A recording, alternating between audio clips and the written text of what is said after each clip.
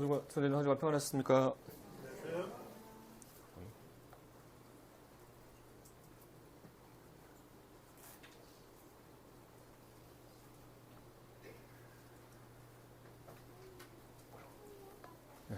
네. 요즘 장마철이라 가지고 계속 비가 오고 또 하늘도 우중충하고 지내기가 좀 불편한 것 같습니다. 뉴스를 보게 되면 이렇게 비가 폭우가 막 많이 와가지고 피해 입은 지역도 많고 또 인명사고도 많이 있는 것 같은데 장마철 건강관리만 또 안전관리 잘 하시면 좋을 것 같습니다. 이제 어느덧 올해 절반이 지나고 7월이 되었습니다. 전반기 동안 이렇게 생각해 보면 국내외적으로 여러 가지 그런 자연재해라든가 전쟁의 소식이라든가 참 힘들고 고통스러운 뉴스들만 참 많지 않았나 하는 생각을 해보게 됩니다.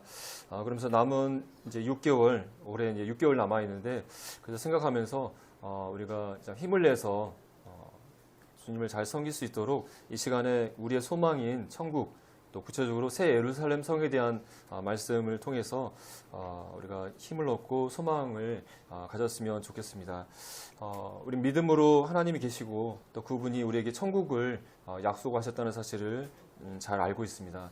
믿음은 들음에서 나고 들음은 하나님의 그리스도의 말씀에서 말미암는다고 말씀하셨는데 하나님께서 그 성경 말씀을 통해서 우리에게 알려주신 천국에 대해서 살펴봄으로써 하나님과 또 천국에 대한 믿음을 키우고 더 주님 소망과 기쁨 가운데 우리가 남은 시간, 올 한 해를 또 잘 지냈으면 하는 마음에서 말씀을 준비해 보았습니다. 성도님들, 천국은 어떤 곳일까요? 혹시 생각해 보신 적 있습니까? 내가 천국 가면은 어떻게 살까? 천국은 어떤 곳일까?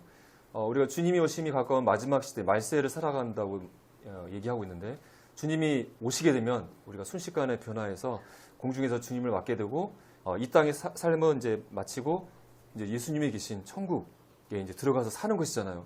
그게 언제 닥칠지 이제 바로 오늘이 될지 내일지도 모르는 가운데 있는데 정작 우리가 앞으로 영원히 살게 될 하나님과 예수님이 계시는 또 우리가 영원한 시간을 보낸 천국이 어떤 곳인지에 대해서 궁금한 마음을 품기도 하지만 또 어떤 면에서는 너무 막연하기 때문에 그냥 아무 생각 없이 그냥 이 땅이 하루하루만 이 땅만 바라보고 살고는 있지 않는가 하는 생각을 해보게 됩니다. 모르겠습니다. 우리 성도님 가운데 천국을 매일 꿈꾸면서 천국에서 어떻게 살까 매일 상상하시는 분이 성도님 계실지는 모르겠습니다. 우리나라 사람들 보면 이 집에 대해서 그 애착이 있잖아요. 새 집, 좋은 집에 대한 바람이 있고 그래서 살기를 원합니다. 그래서 새 집을 가기 위해서 막 돈을 모아가지고 이사 가고 그래서 막 집을 막 키우고 그리고 자랑하고 그러지 않습니까? 근데 만약 집을 이렇게 구하게 된다면 어떻게 집을 구할까요?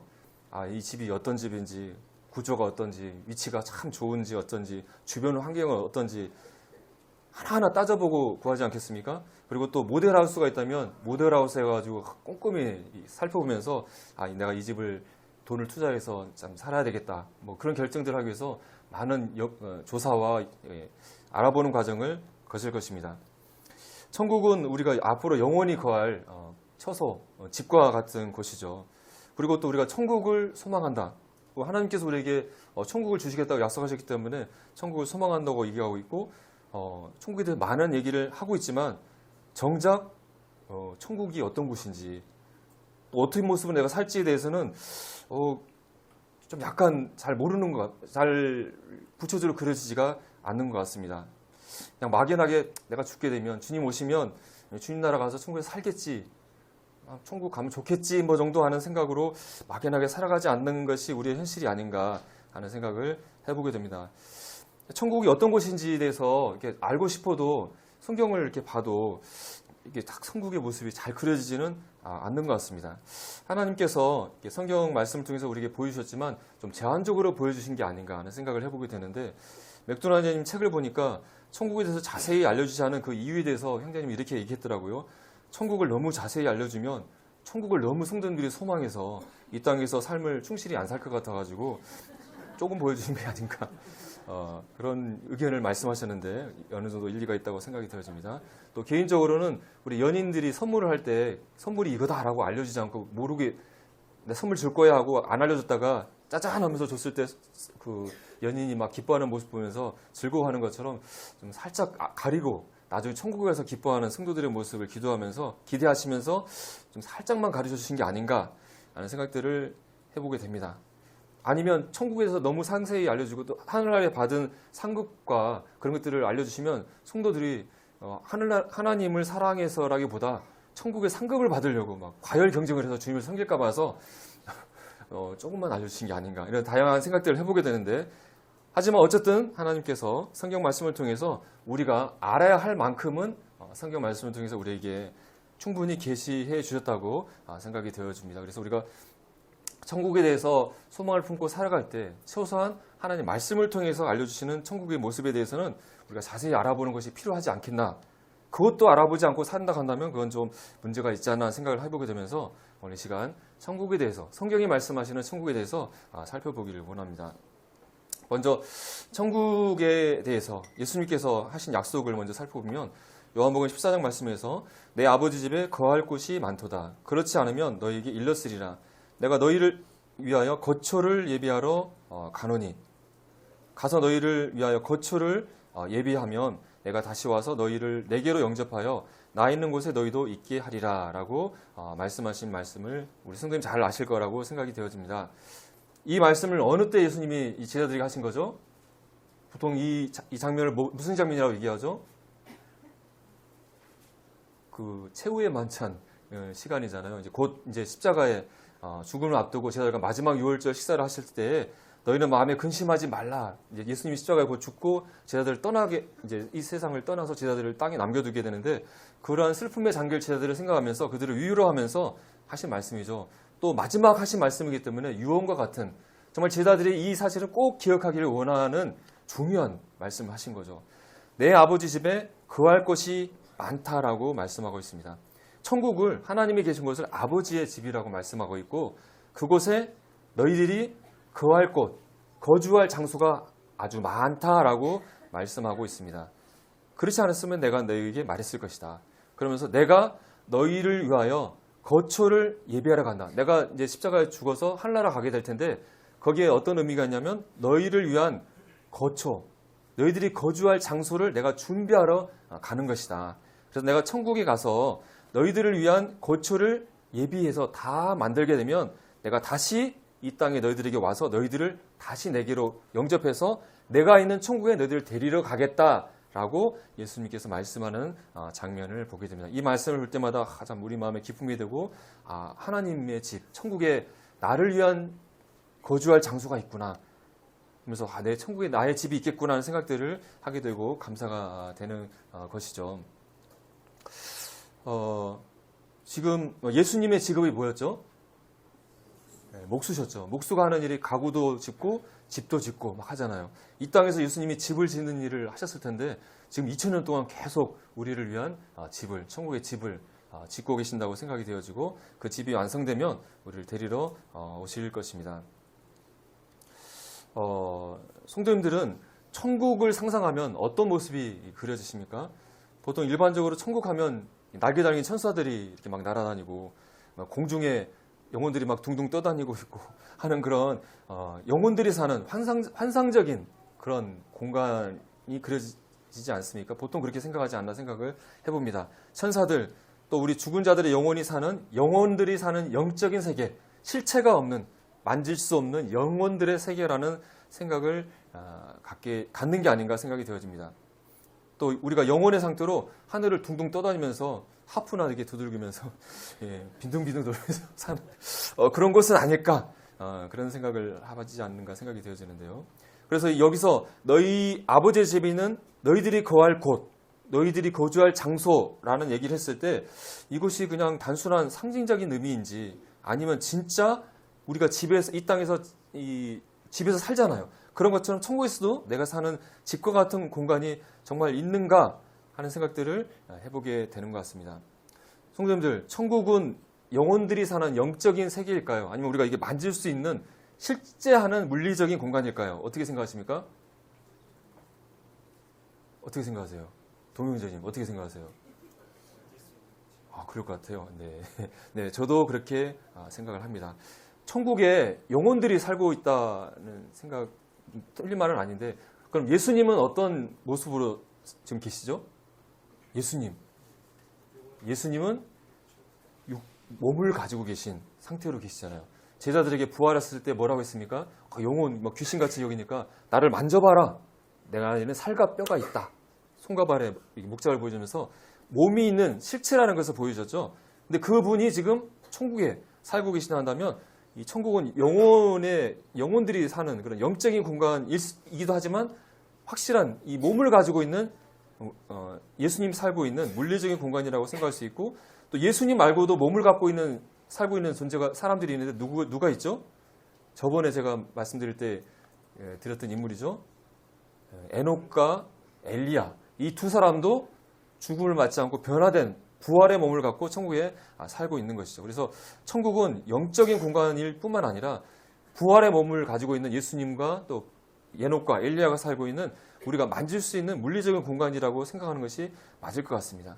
그렇다 한다면 너희가 사는 거주할 이 곳도 상징적인 의미가 아니라 실제적인 우리가 몸이 거주하는 장소라고 생각을 해야 될 것 같고, 또 우리가 영혼의 시간을 보내는 우리의 몸은 우리가 잠시 영혼의 몸을 갖고 천국에 살지만 예수님이 공중재림하실 때 예수님과 같은 부활의 몸을 입고 우리가 육체를 가진 부활의 몸을 입고 천국에 영원히 살잖아요. 천국은 우리가 이 몸을 가지고 사는 장소예요. 그러기 때문에 이 거할 처소도 분명히 육체적인 몸이 사는 공간으로 이해하는 것이 맞을 것 같습니다. 그래서 예수님께서 이 천국에 우리를 위한 거할 곳, 너희를 위한 처소, 거처가 있다고 말씀하셨기 때문에 우리가 천국에서 우리 몸을 가지고 거할 장소가 분명하게 있는 것은 사실인 것 같습니다. 근데 여기서 거할 곳, 거처라는 단어가 모네라는 원어가 사용되는데 여기에는 거주한다는 의미를 가지고 있다고 합니다. 그래서 어떤 학자들은 천국에 어떤 우리들의 집이 있는 것이 아닐 것이다. 그냥 하나님의 집, 천국에 그냥 성도들이 그냥 같이 그냥 거주하는 것을 뜻하는 것이다라고 이해하는 신학자들도 있습니다. 그러니까 실질적인 물질적인 집이 아니라 그냥 모여서 그냥 산다, 이런 정도로 이해하는 신학자들이 있는 반면에 아니다. 또 이 모네라는 원어는 실질적으로 집, 저택의 의미, 킹제임스에서는 맨션이라고 번역을 했는데, 맨션은 조그만 집이 아니라 아주 큰 집을 저택이라고 이해하는데 아주 큰 집이 있을 것이다. 또 NIV 성경에서는 룸이라고 얘기를 했거든요. 그래서 작은 방이든 큰 저택이든 다양한 실제적인 거주 공간이 있을 것이라고 또 이해하는 학자들이 있습니다. 저는 개인적으로 이런 작은 방이든 큰 저택이든 우리 각자를 위한 거주할 물리적인 집과 같은 공간이 있을 것으로 기대가 되어지고, 성도님들이 이제 천국에 가서 그것들을 직접 확인하시면 좋을 것 같습니다. 자, 히브리서 11장 말씀을 보게 되면 믿음의 선진들이 하나님께서 예비하신 본향, 더 나은 본향을 사모했다고 얘기하고 있고, 그것은 이 땅에 있는 것이 아니라 하늘에 있는 것이라고 이렇게 말씀하고 있죠. 그래서 하나님께서 그들을 위하여 한 성을 예비하셨다라고 얘기하고 있습니다. 여러분들 성 하면은 좀 조그만한 여기 그림에 나와 있는 조그만 성을 생각하는데 영어에서는 city라고 되어 있어요. 하나님께서 그들을 위한 한 도시를 예비하셨다. 도시하면은 우리 서울특별시 같이 엄청난 큰 규모가 되잖아요.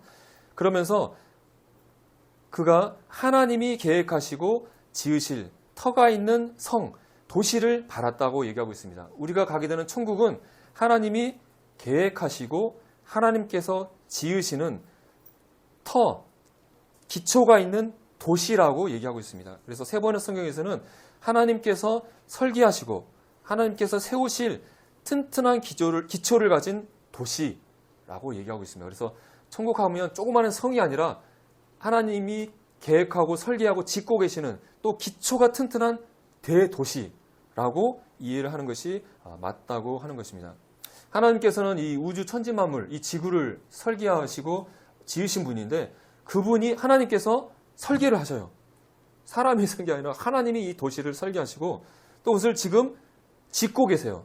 아마 그 예수님께서 짓고 계신 것이죠. 그리고 이 도시는 튼튼한 기초를 가지고 있는 계획도시, 메가도시.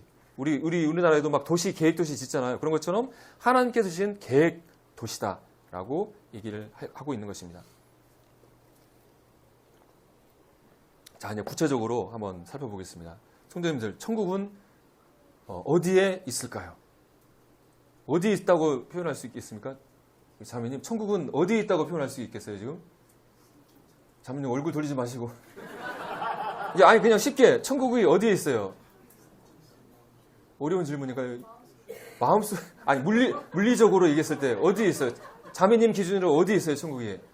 예, 예, 맞습니다. 천국은 하늘 위에 있죠.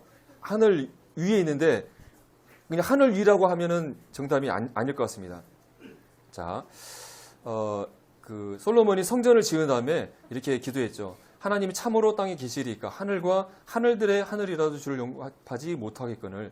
하나님이 계신 곳은 하늘이다 라고 얘기하면서 하늘이 있고 하늘들이 있고 하늘들의 하늘이 있다고 얘기하고 있죠. 이미 많이 들어보셨겠지만 우리 지구의 대기인 하늘이 있고 별들이 우주들이 은하들이 있는 우주 공간인 하늘들이 있고 이 하늘들 너머에 있는 하늘에 하나님이 계신 처소 천국이 있다고 얘기하고 있습니다. 그리고 사도 바울도 누스라에서 돌에 맞아 죽은 가운데 아마 임사체험을 했을 거라고 얘기하고 있고 그때 셋째 하늘에 올라가서 천국을 보고 왔다고 얘기하고 있습니다. 낙원에 이끌려가서 말로 표현할 수 없는 말들을 들었다. 사실 이 바울은 천국을 보고 왔던 사람이에요. 이 천국에서 자세히 말을 해줬으면 좋겠는데 아마 바울에게 다 말하지 말아라 그런 얘기를 들었던 것 같아요. 그래서 입을 꼭 다물고 살았던 것 같아요. 어쨌든 하나님이 계신 곳은 솔로몬이 얘기했던 것과 마찬가지로 셋째 하늘들 위에 있는 셋째 하늘이라고 얘기해주고 있죠. 근데 이 셋째 하늘은 어디에 있는가? 시편 기자의 말을 보게 되면 하나님의 성, 거룩한 산에 대해서 얘기하면서 이곳은 큰 왕의 성인데 북방에 있는 시온산이라고 얘기하고 있습니다. 이 시온산을 보통 하나님의 도성의 상징적인 표현인데 이 시온산이 북방에 있다라고 표현하고 있습니다. 성도님들 이스라엘에 가면은 시온산이 있다는 거 아시죠? 그 시온산의 예루살렘 성이 어디에 있는지 혹시 아십니까?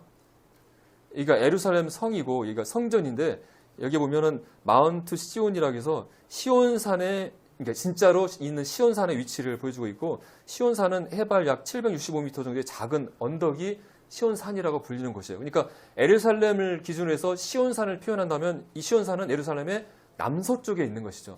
근데 이상하게 이 하나님이 계신 도성 시온산을 북방에 있다고 얘기하고 있습니다. 그래서 이 시온산은 이 예루살렘 남서쪽에 있는 작은 언덕을 얘기하는 것이 아니라 하나님이 계시는 셋째 하늘의 위치가 북쪽에 있다는 사실을 알려주고 있는 것이죠. 그리고 이사야 14장에서 사탄의 타락에 대해서 얘기하면서 루시퍼가 내가 하늘에 올라 하나님의 무별 위에 나의 자리를 높이고 내가 북극 지폐의 산 위에 앉겠다라고 하면서 사탄의 타락, 이 천사들 위에 자신의 자리를 높이는 그 과정을 얘기하면서 북극 지폐의 산 위에 앉겠다고 얘기하고 있습니다. 북극은 어디를 뜻하는 것이죠? 북극은 지구의 북쪽을 뜻하는 것이죠. 그래서 하나님의 산 시온산이 북쪽에 있는데 지구의 북쪽에 위치할 것을 암시해주고 있는 것입니다. 성도들은 이 지구의 북쪽을 보려면 어디를 봐야 되죠? 이 밤하늘에 북극선을 보게 되면 이것이 바로 지구의 북극이 향하고 있는 것이잖아요. 이것 어디에 성경이 이 말씀이 문자대로 맞다면 하나님이 계시는 셋째 하늘이 있을 것입니다. 그래서 하나님이 계신 곳이 우리 하늘 위이긴 한데 그냥 하늘 위면은 지구에 사는 위치가 다 다르기 때문에 다 달라지잖아요. 구체적으로는 지구의 북극 쪽에 위치할 가능성을 성경 말씀은 얘기해주고 있습니다. 또 흥미로운 것은요. 과학자들이 북극 하늘을 봤더니 엄청난 공간이 별들이 텅텅 비어있는 공간이 있다는 사실을 알려줬고 욥도 북쪽을 허공에 펴셨다. 노던 스카이, 북극에 있는 북편 하늘이 허공, 엠프트 스페이스, 별들이 없는 비어있는 공간이라는 사실을 얘기해 줬는데 실제로 그렇다는 걸 확인했었습니다. 그래서 이 말씀을 보면서 어떤 성경 연구가는 천국, 하나님이 계신 곳이 북극에 있기 때문에 천사들과 오가는 길이 통로기 때문에 별들을 비워놨다. 진짜인지 가짜인지 모르겠지만 어쨌든 천국에 가서 한번 확인해 보면 흥미로울 것 같습니다. 자, 천국의 위치, 하나님이 계신 셋째 하늘은 지구의 북극에 위치할 것을 성경을 말씀하고 있다는 사실을 말씀드렸고 그 다음에 천국의 모습을 우리가 알아볼 때 집을 갈 때 우리 모델하우스를 통해서 집의 모습을 알 수 있는 것처럼 하나님께서 천국의 모델하우스를 우리에게 보여주었습니다. 그게 무엇일까요? 예, 여기에 나와 있는 성막인 것이죠. 그래서 이 제사장들이 하나님께 이렇게 제사를 드리는데 이 성막과 성전은 하늘에 있는 것의 모형과 그림자였다. 모세가 장막을 지을 때에 삼가 모든 것을 산에서 너에게 보인 본에 따라 지으라고 하나님께서 명령하셨는데, 하나님께서 이 신의 산에서 보였던 이 성막의 본은 사실은 하늘에 있는 것, 천국에 있는 것의 모형과 그림자로서 그걸 그대로 그리라고 했던 것이죠. 즉 천국의 하나님의 보좌의 모습을 따라서 성막을 짓게 하셨다는 것을 알려주고 있습니다. 그래서 이 성막을 보게 되면 이 널판지들이 뭘로 쌓이는 것 같습니까? 금으로 쌓였죠. 널판을 금으로 쌓아. 이 천국이 금으로 되어 있다는 것을 보여주고 있고, 이 안에 뭐가 들어있죠? 빛을 발치는 일곱 등대가 있잖아요. 여기서 빛을 발하고 있는데, 이 위에 덮개를 씌우게 되면 어두운 가운데 있을 때 등대가 빛을 발하면 이 빛이 무엇에 반사될까요?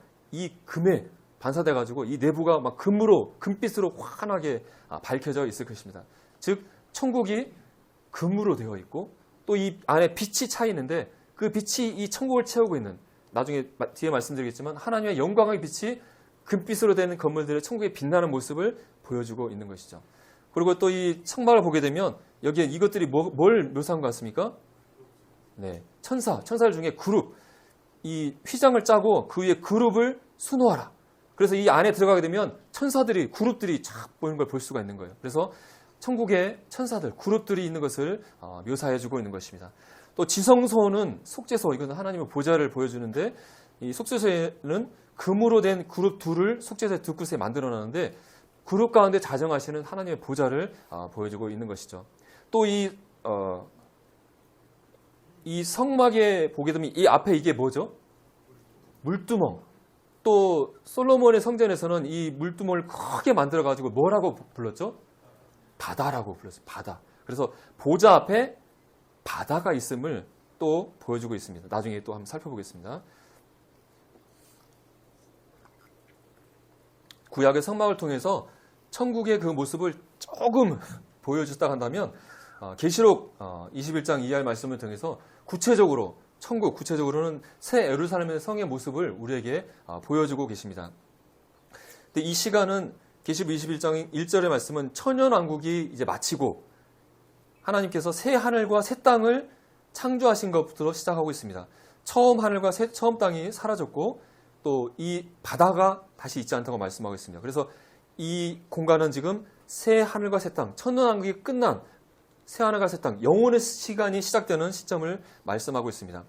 이 새 하늘과 새 땅에 놀라운 일이 일어나게 되는데, 내가 봄에 사도 요한이죠. 거룩한 성 새 예루살렘이 하나님께로부터 하늘에서 내려오니 그 준비한 것이 신부가 남편을 위하여 단장한 것 같다라고 말씀하고 있습니다. 하나님께로부터 하늘에서 새 예루살렘, 거룩한 성 새 예루살렘, 앞에서 말씀드렸던 성전들이 기다렸던 하나님이 계획하시고 지으시는 터가 있는 그 도시, 그 새 예루살렘 성이 하나님으로부터, 하나님 계신 하늘로부터 이 새 땅에 내려오고 있다고 말씀하고 있습니다. 참 사실 이 부분은 저희의 지혜로 이해할 수가 없는데, 우리가 천국 하면은 하나님이 계시는 셋째 하늘에 천국, 새 예루살렘 상이 있다고 알고 있고, 또 천년왕국 기간 동안 우리도 이 하나님이 계신 하늘에서 살게 될 것인데, 영혼의 시간이 시작되게 되면 새 하늘과 새 땅이 창조되어지고 이 땅에 새 예루살렘 성이 내려오게 돼서 이때부터는 어떻게 보면 하나님이 계신 천국과 이 땅이 하나가 되어지는 놀라운 일을 말씀하고 있습니다. 그러면서 이 새 예루살렘 성을 신부, 곧 어린 양의 아내라고 소개하고 있습니다. 이 새 예루살렘 성에 신부된 교회, 우리가 거주할 것인데, 그러하기 때문에 새 예루살렘 성을 어린 양의 아내, 신부로서 소개하고 있는 것을 보게 됩니다. 그러면서 사도 요한을 성령으로 데리고 크고 높은 산으로 올라갔다. 그럼 이 크고 높은 산은 지금 현재 어떤 땅의 산입니까? 지금 우리가 살고 있는 이 땅이 아니라 새 하늘과 새 땅의 높은 산인 것을 알 수 있죠. 그곳에 올라가서 하나님께로부터 하늘에서 내려오는 거룩한 성 예루살렘을 이 요한에게 천사가 지금 보여주고 있습니다. 그랬더니 이 성을 봤더니 하나님의 영광이 있어 그 성의 빛이 지극히 귀한 보석 같고 벽옥과 수종같이 맞더라. 이 성에는 빛이 빛나는데, 하나님의 영광이 빛나는데 성막 안에 등장하는 빛이 그 빛 내부를 채운 것처럼 이 성은 하나님의 영광의 빛이 가득 찼는데 그 빛을 표현하기를 귀한 보석 같고 백옥과 수정같이 맑은 빛이 이 새 예루살렘 성을 가득 채우고 있다고 얘기하고 있습니다. 그 성은 해나 달의 비침이 쓸데가 없다. 여기에는 해나 달 또 정구 이런 것들이 필요가 없는데, 왜냐하면 하나님의 영광이 비치고 어린 양이 그 등불이 되신다고 말씀하고 있습니다. 하나님 자신이 또 어린 양 대신 예수 그리스도가 빛이 되셔서 이 빛이 이 성을 가득 채우고 있다라고 말씀하고 있는 것이죠. 여기서 잠깐 이 새 예루살렘 성을 얘기하기 전에 새 땅에 대해서 잠깐 생각해 보기를 원합니다. 지금 크고 높은 산, 이것은 새로운, 우리가 알지 못하는 새로운 땅에 있는 크고 높은 산일 것입니다. 우리가 새 땅을 얘기할 때 베드로서 말씀을 보게 되면 하나님께서 이 불로써 모든 것들을 다 태우고 그로 인해서 새로운 새하늘과 새 땅이 만들어질 것을 말씀하고 있는 것을 보면서 우리가 알고 있는 이 지구와 모든 것들이 다 사라지고 불로 다 태워지고 완전히 새로운 새하늘과 새 땅이 만들어지지 않을까 하는 인상을 갖게 되는데, 학자들이 이 말씀을 연구하게 되면서 이 원어적인 의미를 보게 되면서 이것은 우리가 알고 있는 이 모든 것이 다 불로서 사라진 것을 의미하는 것이 아닐 것이다. 이 지구의 표면이 불로 타게 되고 그로 인해서 이 지구가 사라진 것이 아니라 새롭게 변화되어지는 것으로, 새로워지는 것으로 이해하는 것이 맞다고 보는 성경학자들이 많은 것을 볼 수가 있었습니다. 또 실제로 계시록 21장 말씀 보게 되면 보라, 내가 만물을 새롭게 하노라. 만물을 파괴하고 없애는 것이 아니라 새롭게 변화시킨다는 말씀을 보게 될 때 우리가 이 새 땅은, 우리가 알고 있는 새 땅이 더 좋은, 아름답고 좋은 곳으로, 변화되는 것으로 이해할 수 있지 않을까 생각이 되어지고, 그래서 이 새 땅이 완전히 우리 알지 못하는 막 이상한 외계 행성이 아니라 우리가 알고 있는 지구, 하나님께서 최초로 창조하셨던 에덴보다 더 아름답고 좋은 장소가 아니겠나 하는 생각을 해보게 되고, 수많은 동물들과 아름다운 꽃들이 채워졌던 에덴 동성과 같은 우리가 알고 있는 그런 땅이지 않겠나 하는 생각을 하게 되고, 그러하게 되면 우리가 천국에서 영원히 산다고 했을 때 이 새 예루살렘 성에서 하나님 보좌 앞에서 주님 하나님을 섬기면서 살지만 또 이 예루살렘 성에 있는 문을 통해서 밖으로 나왔을 때 하나님께서 창조하신 이 새 땅을 또 돌아다니면서 이 새 땅을 누리면서 살게 될 것이라는 예상을 해볼 수 있을 것 같습니다. 자, 이제 새 예루살렘 성을 구체적으로 한번 살펴보겠습니다. 이것은 새 예루살렘 성의 문과, 여기가 이제 문을 표현한 곳이고, 성벽, 성곽을 표현한 것입니다. 그리고 밑에 12 기초석을 표현한 그림이 되겠습니다. 이 예루살렘 성은 일단 크고 높은 성곽, 성벽이 있다고 얘기하고 있고, 이 성곽은 12개의 기초석, 이 성곽을 받드는 기초석이 있는데 나중에 보면 이것은 12보석으로 되어 있다고 얘기하고 있습니다. 그리고 이 기초석에는 어린 양의 12사도의 12이름이, 여기 보면 이름을 쭉 표시한 것을 묘사하고 있는데 12이름이 기록되어져 있다고 얘기되어져 있습니다. 그리고 이 성곽은 높이를 측량하는데 144규빗, 규빗은 팔꿈치에서 가운데 손가락까지 길이로 45cm에서 약 50cm를 의미하는 것으로 약 70m, 약 25층 고층 아파트의 높이 정도로 예상이 되어집니다. 그리고 이 성곽은 벽옥으로 되어 있다. 벽돌이 아니라 벽옥이라고 되어 있습니다. 우리 땅에서는 벽돌을 쌓는데 벽옥이라는 보석으로 쌓여져 있다고 얘기하고 있습니다. 여기서 우리 12사도의 이름이 기록되어 있다고 하는데, 성도님들 11사도는 확실한데 12사도, 마지막 12사도는 누구일 것 같습니까? 마띠아일까? 아니면 바울일까? 논란이 많은데 천국에 가서 한번 맞춰보시죠. 네. 다음에 이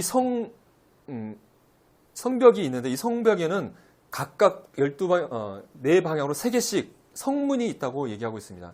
12문이 있는데 이 문에는 각 천사들이 있고, 이 문에는 이름이 써 있는데 이스라엘 12지파의 이름이 기록되어 있다고 되어 있습니다. 각 방향으로 3개씩 있고, 근데 특이한 것은 이 12문은 12진주, 각각 하나의 진주로 되어 있다고 얘기하고 있습니다. 진주하면 우리는 조그만 진주만 생각하는데 천국에는 어마어마한 진주가 문의 역할을 하고 있습니다. 그래서 예수님께서 천국의 비유를 얘기할 때 진주장사의 얘기를 했는데 아마 이 천국의 문을 생각하시면서 말씀하셨지 않았을까 생각이 되어지고, 이 문은 도무지 닫히지 않는데 이 천국의 이 예루살렘 성에는 밤이 없기 때문에, 하나님의 빛이 계속 비치기 때문에 닫히지 않는다고 얘기하고 있습니다. 이 문을 통해서 아무나 들어갈 수 있는 것이 아니라 속되거나 가증한 일, 거짓말하는 자는 결코 이 예루살렘 성 안으로 들어갈 수 없는데 오직 누가 들어갈 수 있어요? 어린 양의 생명책에 그 이름이 기록된 자들만이 이 예루살렘 성에 이 문을 통해서 들어갈 수 있는 것이죠. 자, 이제는 이 성의 모양과 크기를 한번 살펴보겠습니다. 이 성은 네모가 반듯하고 길이와 너비가 같다. 길이가 너비가 같은 네모는 뭐라고 우리가 얘기하죠? 정사각형이죠. 이 성은 일단 정사각형 모양을 가지고 있어요. 그래서 이 성을 천사의 측량으로 측량을 했더니 12,000 스타디온이었다. 길이와 너비, 그리고 흥미로운 것은 높이가 같다고 얘기하고 있습니다. 자, 가로와 길이와 너비가 같은 정사각형이고 또 높이가 있어요. 그리고 높이도 같아요. 그렇다 한다면 이것은 바닥은 정사각형이고 또 부피가 있는 정육면체일 가능성을 우리에게 시사해 주고 있는 것이죠. 자, 여기서 이 성의 측량은 스타디온이라는 단어를 사용하고 있는데 혹시 스타디온이라는 단어를 혹시 들어보신 적 있으십니까? 우리가 익숙치 않은 단어죠. 근데 혹시 스타디움은 들어보셨습니까? 스타디움은 우리가 많이 하잖아요. 경기장을 스타디움이라고 얘기하는데 바로 이 스타디움에서 온 단어입니다. 그래서 고대 그리스에서 이 체육 경기라는 경기장을 길이를 재는 단위라고 해요. 그래서 아마 경기장의 그 길이가 보통 한 200m 정도 되지 않았을까 싶은데 즉 한 스타디움은 200m 정도 된다고 합니다. 무슨 의미인지 대충 이해가 되시죠? 그래서 경기장을 보통 한 2m 정도로 200m로 생각을 해서 한 스타디온은 200m다. 그러면 12,000 곱하기 200m를 하면은 길이가 나오는데 2,400km가 되겠습니다. 2,400km면 어느 정도 길이일 것 같습니까? 우리 남원과 서울의 거리가 얼마 정도 되죠? 보통 한 260m 정도 260km 정도 되지 않나 싶은데 하여튼 남원과 서울이 한 10배 정도라고 생각하시면 될 것 같고 여기 보면 미국 지도가 나와 있는데 미국의 가로 길이가 4,800m, 4,800km 정도 된다고 합니다. 즉, 이 새 예루살렘성의 한 이 변의 길이가 이 미국 길이 한 절반 정도 되는 것이죠. 그래서 이 평면으로 놓게 되면 이 정도 길이가 되고 이 새 예루살렘성이 정육면체라 한다면 이걸 이렇게 딱 올려놓는다고 한다면 이런 식의 모습이 될 것 같습니다. 그런데 이 정육면체의 모습이라고 우리가 생각을 하는데 또 하나님의 성막의 지성소가 정육면체의 모습이기 때문에 새 예루살렘성은 이런 가로 세로 높이가 같은 정육면체가 될 것이라고 많은 학자들이 생각하고 있는데 또 반면에 정육면체보다는 피라미드가 맞을 것이다 라고 생각하는 분이 있습니다. 피라미드면 가로 세로가 같고 또 높이도 같잖아요. 이것도 만족시키는데 왜 그렇게 생각하냐면 이분들은 이 성의 성벽이 70m 정도의 성벽을 갖고 있는데 높이가 2,400km나 되는 성의 성벽으로는 너무 낮지 않냐. 그래서 피라미드의 모습 하면은 이것이 참 어울릴 것 같다. 그리고 하나님의 보좌가 제일 꼭대기 있을 것이다. 라고 아이언세드 같은 분들은 생각을 하고 있고 이런 식으로 상상을 해서 그려보았습니다. 그래서 이것도 성도님들이 가셔서 천국에 가셔서 맞춰보시면 좋을 것 같습니다.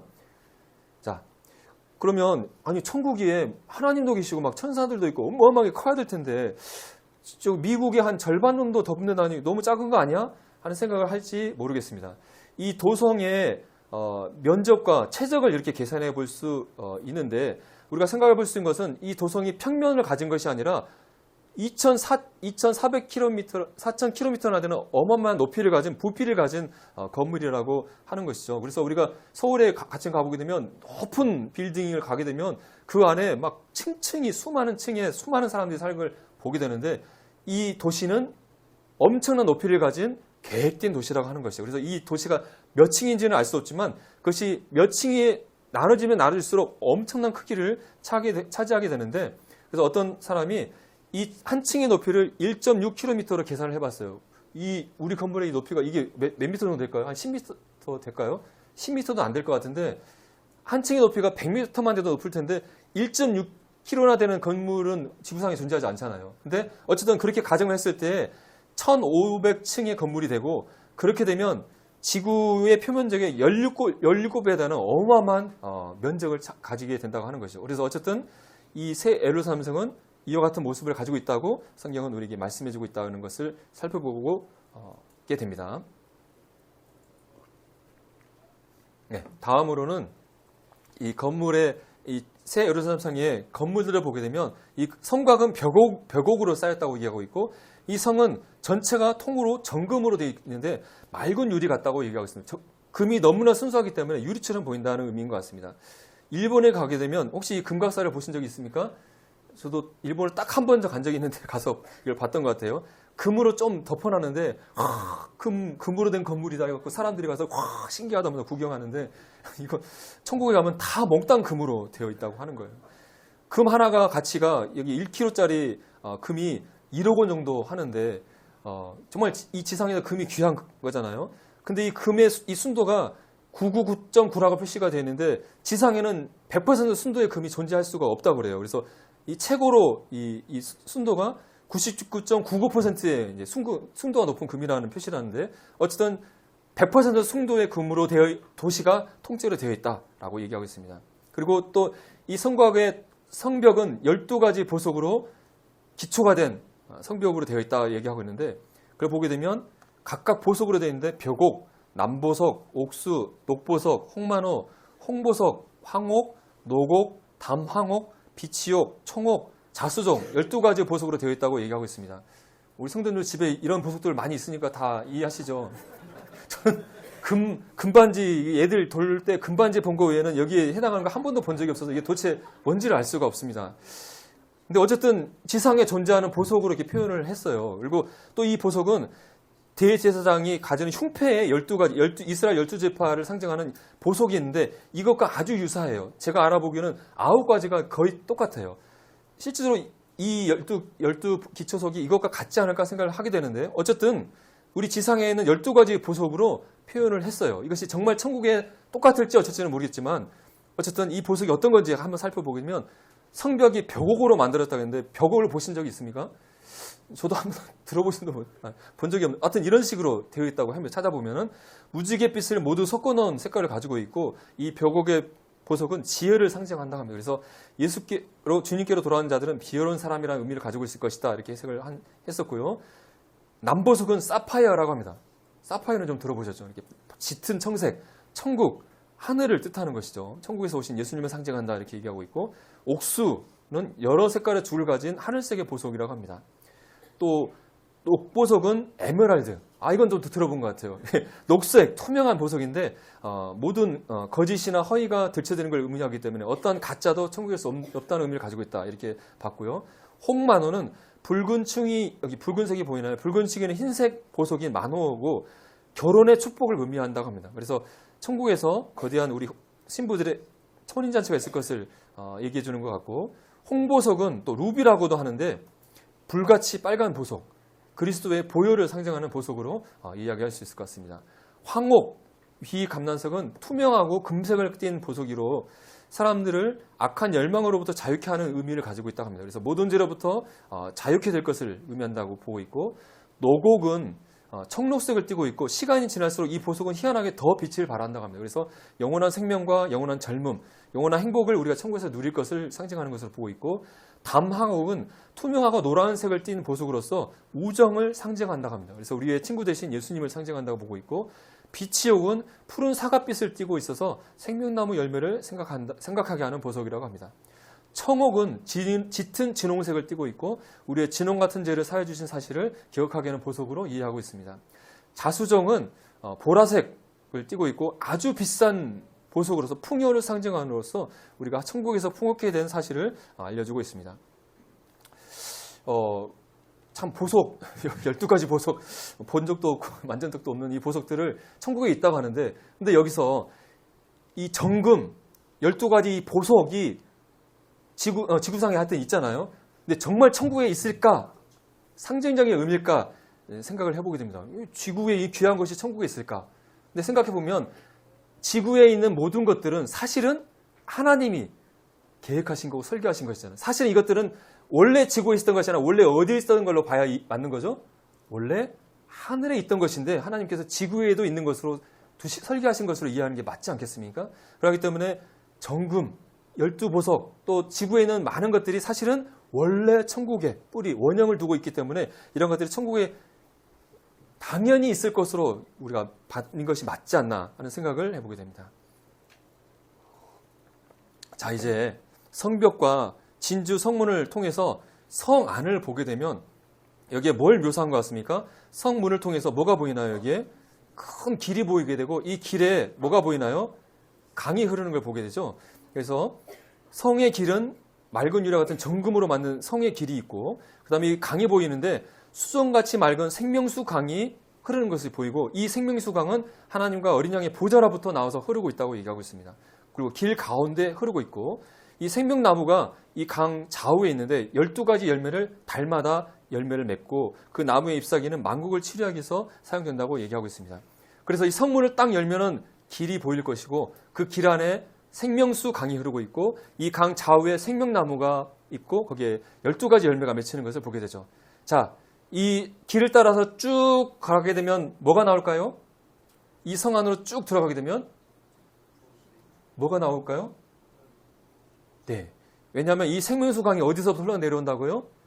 하나님의 보좌로부터 나오기 때문에 이 길을 따라서 1200km를 걸어가게 되면 가운데로 가게 되면 하나님의 보좌가 나오게 될 것입니다. 하나님은 보좌가 어떤 것인지 사도 요한은 계시록 4장에서 이 보좌를 우리에게 보여줬죠. 여기 보게 되면 막 보석들이 막 있는 것 같고 무지개도 뭐 그려놨나요? 그리고 여기에 24장로들이 앉아있는 모습들, 그 다음에 여기에 보좌에 있는 날개, 6날개를 가진 천사, 네 생물을 묘사한 것 같습니다.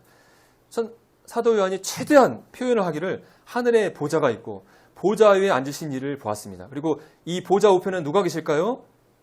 하나님의 어린 양 되신 예수 그리스도께서 하나님 보좌 우편에 계실 것입니다. 그분은 일찍이 죽임을 당한 모습 그대로 손과 발에 목자국을 옆구리에 성자국을 그대로 가지신 채 보좌 우편에 앉아 계실 것입니다. 이 보좌의 모습을 보니까 벽옥과 홍보석 같고 또 무지개가 보좌에 둘려 있습니다. 상상을 한번 해보세요. 잘 안 그려지지만 어쨌든 벽옥과 홍보석 같고 무지개가 둘러져 있고 그다음 모양이 녹보석 같다. 그리고 보좌 주변에는 24 보좌가 있고 24 장도들이 흰 옷을 입고 머리에 금관을 쓴 채 앉아 있습니다. 이 보좌 앞에는 수정과 같은 유리바다가 있다. 앞에서 제가 이 땅의 성막 앞에 뭐가 있다고 말씀드렸죠? 물두멍, 솔로몬 성전에는 바다가 있었다고 했는데 수정 같은 맑은 유리바다가 보좌 앞에 있습니다. 그리고 보좌 주변에 네 생물이 있고 눈이 가득하고 네 생물의 모습이 사자와 송아지, 사람, 녹수리의 모습을 가지고 있습니다. 이것은 예수님의 네 가지의 그 모습을 보여주고 있는 것이죠. 그들이 6날개를 가지고 보좌 앞에서 거룩하다 거룩하다 주 하나님 전능하신 하나님 하면서 하나님을 이 네 천사가 찬양하고 있습니다. 이 네 생물이 이 네 천사가 누군지에 대해서 의견이 좀 갈리고 있는데 구약의 이사야서와 에스겔서에 보게 되면 6개의 날개가 가진 스랍 또 4개의 얼굴을 가진 에스겔서에 나오는 그룹들이 나오게 되는데 이 두 스랍과 그룹의 모습이 합쳐진 듯한 모습을 가지고 있기 때문에 스랍이거나 그룹이거나 아니면 전혀 다른 천사일 것이라고 예측을 하고 있는데 이것도 천국에 가서 직접 물어보시기를 바랍니다. 자, 24장로들이 하나님 앞에 예배드리는 장면을 보여주고 있습니다. 그들이 자신의 관을 보좌 앞에 드리면서 하나님께 하나님이여 영광과 존귀와 권능을 받으시는 것이 합당합니다 하면서 나는 이 면류관을 받을 자격이 없습니다. 이것은 오직 하나님만 드리는 것이 합당하면서 관을 드리면서 경배하는 모습을 보게 됩니다. 또 그들은 이 장로들은 건무거를 들고 또 새 노래를 부르면서 하나님을 찬양하는 것을 보게 됩니다. 그래서 천국에 가면 악기가 있을까 없을까 그런 궁금증을 갖게 되는데 검은고 영어로 하프인데 악기를 연주하면서 찬양하게 되고 또 찬양을 드리는데 새 노래를 드린다고 되어 있습니다. 그래서 우리가 이 땅에서도 계속 복음서가 계속 나오잖아요. 아마 천국에서도 계속 찬양이 자국되어지고 계속 새 노래를 부르면서 찬양하는 일이 있지 않을까 하는 생각을 해보게 됩니다. 또 보좌 주변에 엄청난 수의 천사들이 둘러서서 하나님께 큰 찬양을 드리는 장면이 나오게 되고 또 보좌 앞에 구원받은 성도들이 흰 옷을 입고 종려나무 가지를 들고 하나님 앞에 찬양을 드리는 장면들이 나오는데 바로 이것이 앞으로 우리가 미래 하나님의 예루살렘 성에서 보좌 앞에서 하나님 찬양 드리는 모습을 묘사한 것으로 보여집니다.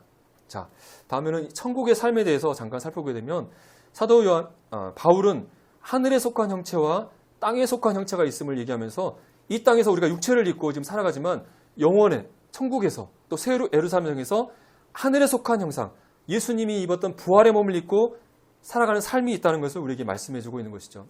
우리가 애벌레를 보게 되면 이 징그러운 이 애벌레가 나중에는 번데기를 거쳐서 아름다운 화려한 날개를 하늘을 날아다니는 나비가 되는 모습을 통해서 하나님께서 너희들이 이와 같이 이 땅에서는 이 애벌레처럼 기어다니는 이 땅의 모습을 입고 연약한 육체의 모습을 살지만 너희가 그날에 하늘의 형상을 입은 하늘나라는 나비와 같이 전혀 다른 하늘나라의 그 백성의 모습을 입고 살아갈 것이라는 것을 우리에게 교훈하고 있다고 생각이 되어집니다.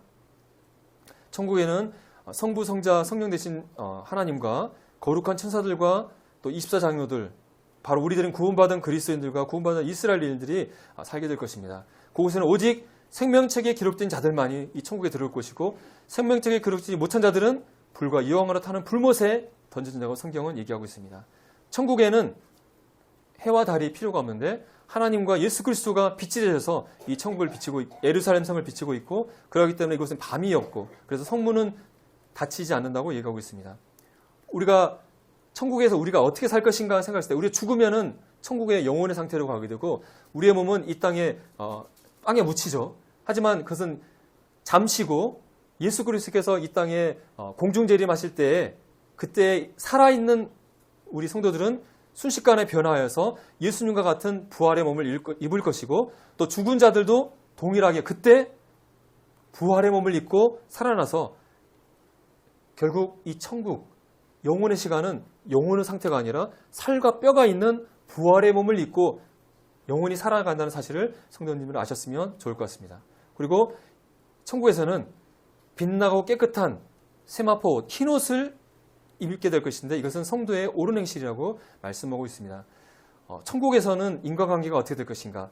각각의 인격과 개성이 아마 그대로 유지될 것으로 예상이 되어집니다. 변화산에서 모세와 엘리야가 있을 때 제자들이 딱 보고 저거 모세네? 저거 엘리야네 알아봤던 것처럼 이 지상에서의 우리 모습이 그대로 유지될 것입니다. 지상의 기업과 인간관계가 그대로 유지될 것으로 예상이 되어집니다. 하지만 단 현재 이 땅에서의 부부의 관계는 변화가 있을 것을 우리는 알 수 있죠.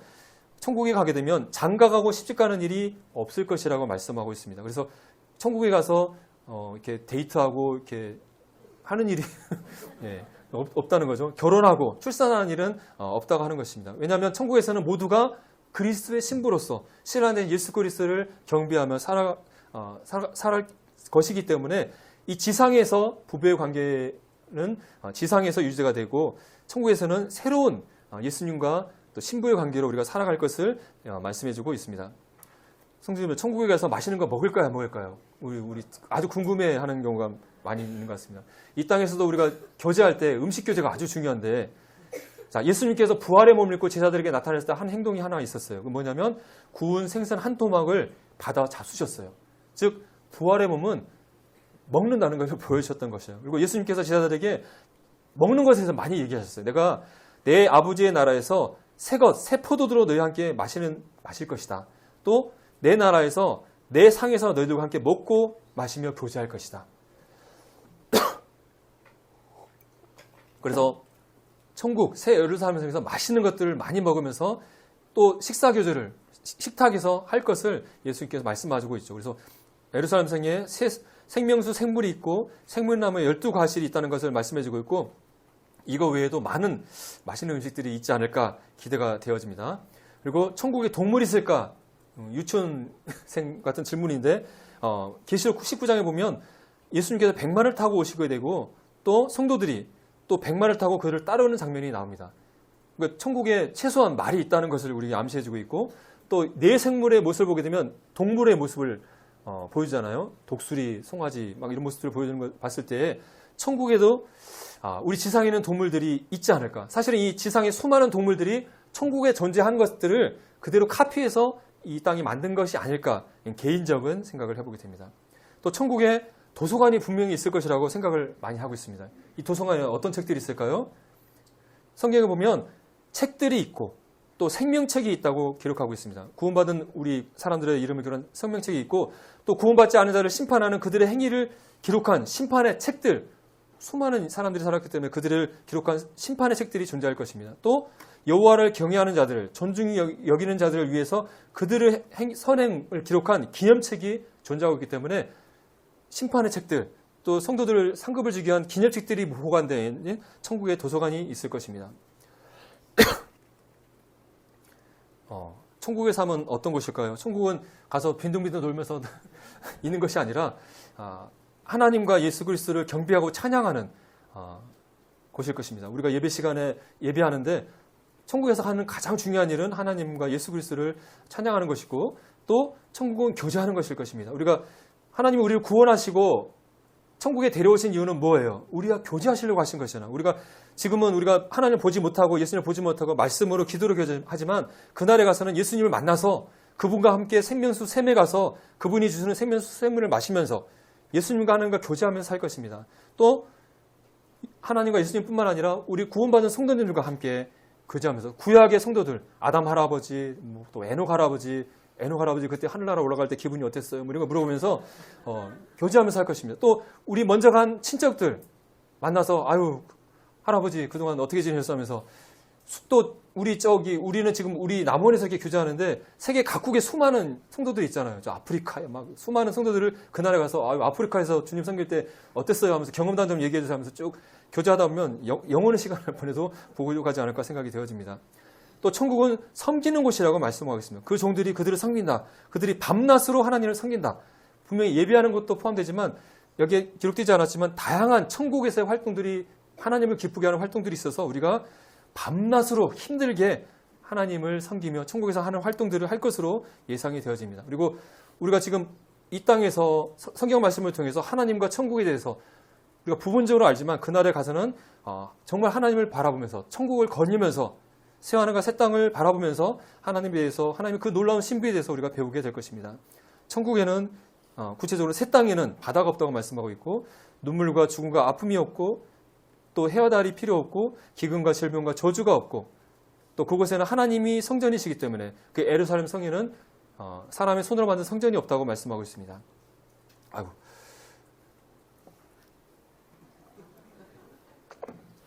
짧은 시간에 하려고 하니까 힘드네요. 예, 말씀을 벌써 마쳐야 되겠는데요. 자, 신랑과 신부가 말씀하기를 오라 하시는도다. 하나님께서는 이 아름답고 멋진 천국으로 우리 성도님들을 또 믿지 않은 자들을 오라고 초대하고 있습니다. 이 하나님의 초대에 우리는 정말 이 천국을 기대하면서 기뻐하면서 천국을 가는 날을 기대해야 마땅하지 않겠습니까? 예수님께서 이렇게 말씀하셨죠. 아버지여 내게 주신 자도 나 있는 곳에 나와 함께 있어 아버지께서 창세 전부터 나를 사랑하심으로 내게 주신 나의 영광을 저희로 보게 하기를 원하옵나이다. 예수님께서 천국을 생각할 때 어떻게 생각하실까요? 예수님께서 정말 이 천국 집들을 짓고 막 만들면서 나의 신부된 우리 그리스도인들 이 성도들이 와서 이 천국에 와서 얼마나 기뻐하고 즐거워할까. 어서 빨리 이 천국을 보여주고 싶은데 그러면서 나의 이 천국의 이 영광을 저희들 우리 성도들에게 어서 와서 보기를 원합니다 라고 예수님께서 이렇게 말씀하고 있는 것을 보게 되죠. 예수님께서 이 천국을 여러분들에게 보여주기를 원하고 천국을 함께 누리기를 간절히 바라고 있는 것이죠. 그런데 성도님들은 어떠하시냐 하는 것입니다. 또 천국에 같이 돼서 한번 또 생각을 해보기를 원합니다. 진주장사의 비유를 통해서 천국은 마치 좋은 진주를 구하는 장사와 같으니 극히 값진 진주 하나를 발견하여 가서 자기의 소유를 다 팔아 그 진주를 샀느니라. 여기에 진주장사는 예수님을 뜻하고 이 진주는 교회를 뜻한다고 말하고 있습니다. 정말 이 귀한 진주, 우리 값진 이 성도들을 사기 위해서 구원받게 해서 천국에 데려가기 위해서 이 진주장사는 예수님께서 자신의 소유를 다 팔아서 모든 걸 다 투자해서 이 진주를 샀다고 하는 거예요. 사탄으로부터 이 영원한 저주로부터 샀다고 하는 거예요. 값을 주고 사셨다고 하는 것이죠. 어떤 소유를 다 팔았습니까? 예수 그리스도의 정말 피와 살, 생명을 내어주는 모든 걸 다 투자해서 우리를 구원하셔서 우리에게 천국을 선물해 줬다고 하는 것입니다. 이 천국은 우리에게는 거저 준 것 같지만 예수님은 모든 걸 다 바쳐서 이 천국을 우리에게 선물하신 것이라고 하는 것이죠. 그렇다 한다면 우리는 이 천국에 대해서 어떻게 살아야 할까요? 우리가 구원을 거저받고 천국을 거저 간다고 생각하기 때문에 그냥 천국을 그냥 가볍게 생각하고 뭐 죽으면 가는데 천국 뭐 여기서 재밌게 즐겁게 살다가 천국에 살면 되지 뭐 이런 정도로 마음을 생각한다면 얼마나 하나님께서 예수님께서 실망하고 슬퍼하실까요? 예수님이 자신의 모든 것을 투자해서 천국을 투자했던 것처럼 마찬가지로 이 천국에 신부된 교회도 천국을 너무나 사랑하고 가기를 원하고 또 이 천국을 투자하는 삶을 하나님께서, 예수님께서 바라고 계시다고 하는 것이죠. 너희를 위하여 보물을 땅에 쌓아두지 말라. 너희를 위하여 보물을 하늘에 쌓아두라고 말씀하고 있습니다. 보물을 하늘에 쌓아두라라는 의미가 어떤 의미일까요? 예수님, 하나님께서 천국이 돈이 없어가지고 야, 돈 좀 붙여라. 아이고, 너무 먹고 살 것이 없다. 이런 의미일까요? 결코 그런 게 아니잖아요. 천국에 정말 넘쳐나는 하나님의 그 보화, 하나님의 그 재산들을 다름 아닌 이 기업을 유업의 자들인 교회들에게 명의 이전을 해주고 싶은데 그냥 되는 건 아니잖아요. 우리가 얼마만큼 주님을 사랑하며 섬기는지에 따라서 이 하늘의 보화를 우리의 것으로 주시기를 원하는데 성도들이 천국에 아무 관심도 없고 천국에 투자하는 삶을 살지 않는다고 한다면 천국에 그 쌓여있는 그 보물을 우리에게 줄 수가 없는 것이잖아요. 그렇기 때문에 천국에, 하늘에 너희가 투자하는 삶을 제발 좀 살아라 라고 말씀하고 있는 것이죠. 앞에서 그 천국에 우리의 집이 있을 것인가에 대한 질문을 한번 드려봤는데요. 간혹 천국 간증을 하는 분들의 얘기를 들게 되면 천국에 각자의 집이 있는데 이 집이 그냥 지어지는 것이 아니라 지상에 있는 성도들이 주님을 섬길 때마다 하나씩 재료가 올라온다고 얘기를 해요. 그래서 어떨 때는 나무가 올라오고 어떨 때는 막 보석이 올라오고 그걸 가지고 천사들이 집을 지어가고 있다라고 얘기하는 것을 듣게 됩니다. 그걸 들을 때 야, 목사님들이 성도들 돈 많이 내게 하려고 꾸며낸 얘기 하는가 보다. 하여튼 우리가 그런 간증들을 들을 때 주의 깊게 들어야 되고 받을 필요는 없지만 이번에 이 말씀을 준비하면서 이게 혹시 그럴 수도 있겠다는 생각을 해보게 되었습니다. 왜냐하면 예수님께서 우리를 위한 처소, 집을 짓는다고 말씀하셨고 이 집이 있는 것이 아니라 지어지고 있는 것이죠. 그런데 하나님께서는 성도의 상급을 각각 행한 대로 지어주시기 때문에 이 집이 각각 다를 수밖에 없다고 하는 것이죠. 그리고 예수님께서 하늘에 보물을 쌓으라고 말씀했습니다. 보물을 어디에다 모아두는 게 아니라 보물을 차곡차곡 쌓아둔다. 바로 건물을 짓는 것은 이 재료들을 쌓아가는 과정이잖아요. 그래서 우리를 위한 건물이 보석으로 지어진다고 구체적으로 말씀하지 않았지만 그것을 암시하는 말씀으로 우리에게 알려주신 게 아닌가 생각을 해보게 됩니다. 사도 바울이 고린도서 3장 말씀에서 우리의 성도의 섬김이 하늘나라에서 이게 심판을 받는 것을 과정을 비유를 들면서 금이나 은이나 보석이나 이런 것들로 예수 그리스도는 터 위에 세워가는 것이다. 건물을 지어가는 것이다. 그 집을 지어가는 과정으로 비유를 통해서 말씀했고 디모데전서 6장 말씀을 통해서 선을 행하고 선한 사업을 많이 하고 나누어주기를 지어하고 너그러운 자가 되게 하라. 성도님들, 선을 행하고 선은 사업을 많이 하고 나눠주기를 좋아하고 또 너그러운 자가 되는 것, 이게 어떤 것일까요? 이게 바로 하늘의 보물을 쌓는 거예요. 이것이 장래의 자기를 위하여 좋은 터를 쌓아 참된 생명을 취하는 것이다. NIV 영어 성경을 보게 되면 이 말씀을 이렇게 얘기했습니다. 이렇게 하여 그들은 자기를 위하여 보물을 쌓아 다가올 시대를 위한 견고한 기초를 쌓아 참된 생명을 붙잡게 될 것이다. 앞에서 말씀했던 선을 행하고 선한 사업을 하고 나누어지기를 좋아하고 하나님을 위해서 성도들을 섬기고 하늘에 대한 투자하는 삶을 살 때 그것이 자기를 위하여 보물을 쌓는 것이다. 그런데 보물을 쌓는 것이 구체적으로 다가올 시대를 위한, 이게 뭐겠어요? 바로 천국에서 지내는 우리의 영혼의 시간을 얘기하는데 보물을 쌓는 것이 자기를 위한 견고한 기초를 쌓는 것이다. 견고할 기초를 쌓는 것은 앞에서 고린도서 3장 말씀에서 얘기했던 것이 기초를 쌓고 건물을 세우는 것으로 법물을 쌓는 것을 얘기하는 것을 보게 되면서 사도 바울이 너희들 선의 보물로 집이 지어지는 거라고 말을 구체적으로 하지 않았지만 천국에서 그런 것들을 보고 와서 말씀을 전할 때 그런 것들을 우리에게 암시하는 말씀으로 준 것이 아닐까 개인적인 분별을 해보게 되고 이것도 역시 천국에 가서 성도님들이 확인해 보시면 좋을 것 같습니다. 이제 마지막 말씀인데요. 이 말씀 한번 같이 한번 읽어보겠습니다. 시작. 그러므로 너희가 그리스도와 함께 다시 살리심을 받았으면 위의 것을 찾으라. 거기는 그리스도께서 하나님 우편에 앉아 계시느니라. 위의 것을 생각하고 땅의 것을 생각하지 말라. 성도님들, 사단은 우리가 천국에 대해서 잘 알기를 원할까요? 모르기를 원할까요?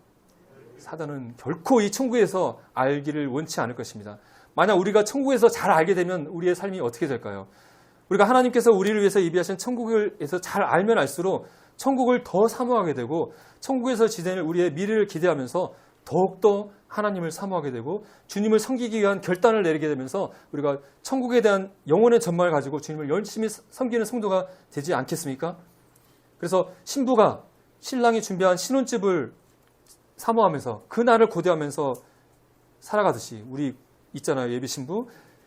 그런 것처럼 우리도 우리 신랑 되신 예수님께서 준비하신 신혼집 새 예루살렘에 살기를 기대하면서 위를 바라보면서 위의 것을 찾으면서 생각하면서 우리가 살아간다 한다면 그러면서 하늘의 상급에 쌓는 삶을 살아간다 한다면 그날에 우리가 기쁨으로 주님 앞에 칭찬받는 우리가 성도가 될 것이라 생각하면서 성도들이 매일매일 천국을 상상하면서 꿈꾸면서 사시기를 바라면서 말씀을 맺겠습니다. 네, 감사합니다.